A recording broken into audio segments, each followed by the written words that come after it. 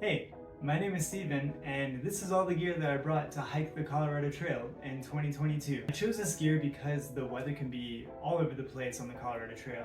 So lows can be around 30, highs around 80. Storms there can happen every single afternoon, so you really have to have the gear to allow yourself some wiggle room if things go wrong. The average elevation for the Colorado Trail is 10,300 feet. That means that a lot of it is above tree line, and you are exposed to the elements and any weather that may occur. I'll get into the gear that I use as my rain jacket and my insulation layer at the end of this video, but I wanted to start with the big three, starting with my backpack. The backpack I chose to bring is the Palante V2. It's got two side pockets here where I put my water and my water filter, a big pocket here where I would put my little Ditty things, and steak pocket here. And then it also has this bottom pocket here where I put my snacks and food for the day. On the other side, it has two shoulder pockets. This is where I would put all the items that I'd want throughout the day. So I have chapstick here and my headphones. And in this one, I would keep my sunglasses and my cell phone so that I could film things throughout the day. Next up, the tent I decided to use is the Flash Air 1 by REI. This is the tent that is infamous for really bad condensation problems. But I figured I'm in Colorado, it's pretty dry here, I'm not gonna have that issue. That was the case until the last week where we had monsoon rains for the entire week. My entire tent was soaking. It was absolutely miserable. I am definitely going to change from this tent. Next to the big three is my sleep system, and this is everything. This is the pillow that I use. It's just an inflatable one that I got for free on Instagram. This one is the HGQ quilt. It's 20 degrees and 850 down. That did me great for all nights. This is the Therma-rest NeoAir, the torso size pad. A lot of people find that really weird, and totally get that if that's not what you're into. And then last, this is the Gossamer Gear Thin Light. So I would stack all these up together, and then I put my backpack under my legs so that I would have some support for my legs as well, like kind of under my knees. That's it for the big three. So moving on to my cook kit and my food bag. For my cook kit, I decided on the 750 milliliter TOAKS pot, a cheap stove from Amazon, and a long-handled spork. I wanted to cold soak for most of the trail, but I also wanted the ability to be able to cook a warm meal whenever I felt like it. So I decided against using a Talenti jar and went for a multi-purpose and used my TOAKS to cold soak whenever I got to camp or in the morning. For my food bag, I used a Caesar's Summit waterproof 8-liter sack. This probably wasn't needed, but I really liked that it had this ring here so that I could throw up a bear line, clip it to this, and just hoist it up really easily. In here, I have my bear line. I put it in a sack from my old pillow, 40 feet of line here, and a clip on the end of it. So I would get to camp, find a rock, clip it on, throw it up into a tree, hopefully get a good one, take off the rock, clip on my bag, and hoist it up. Next up are my electronics bag and my Ditty bag. For my electronics bag, I optimize everything for USB-C power delivery. So this would charge up in 4 hours. My phone would charge up in 3 hours using this system.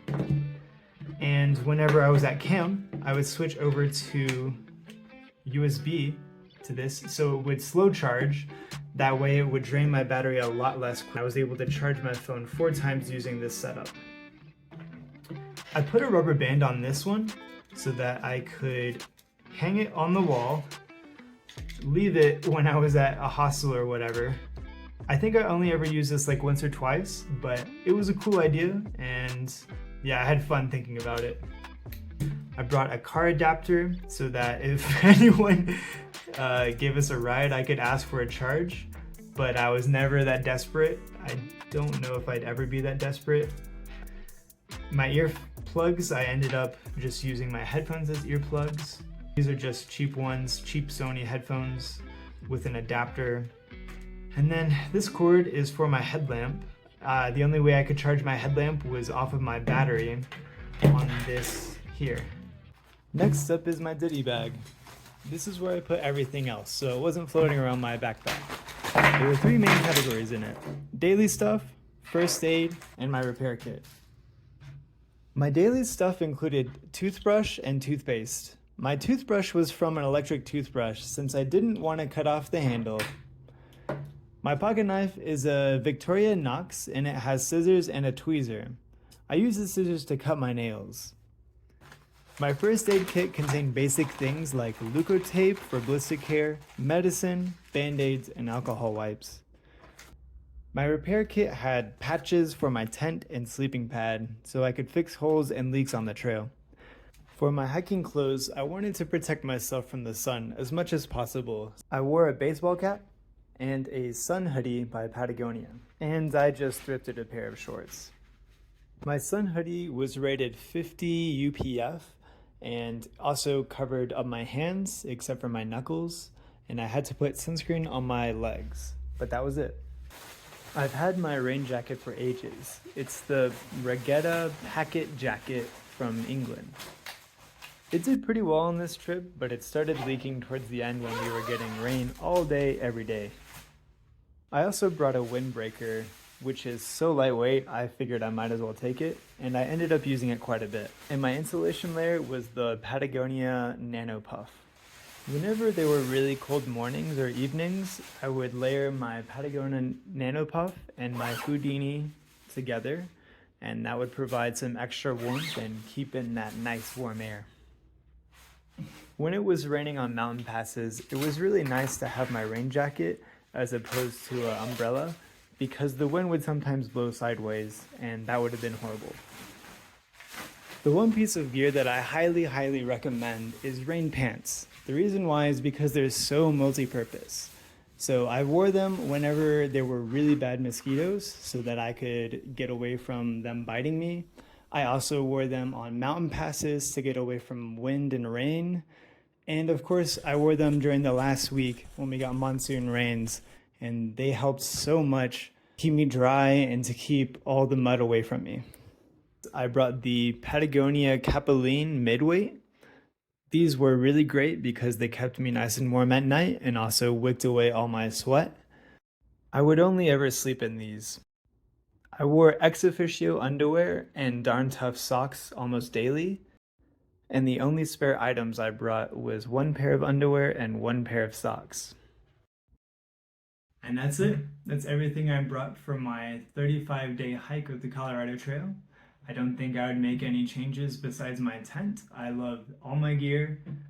There was so much variety out there. Like, you can do this trail with so many different pieces of gear. The only things that I really recommend is bringing a jacket instead of an umbrella or a poncho. Also, the rain pants were really handy whenever it got muddy or rainy, obviously. So I would also recommend rain pants.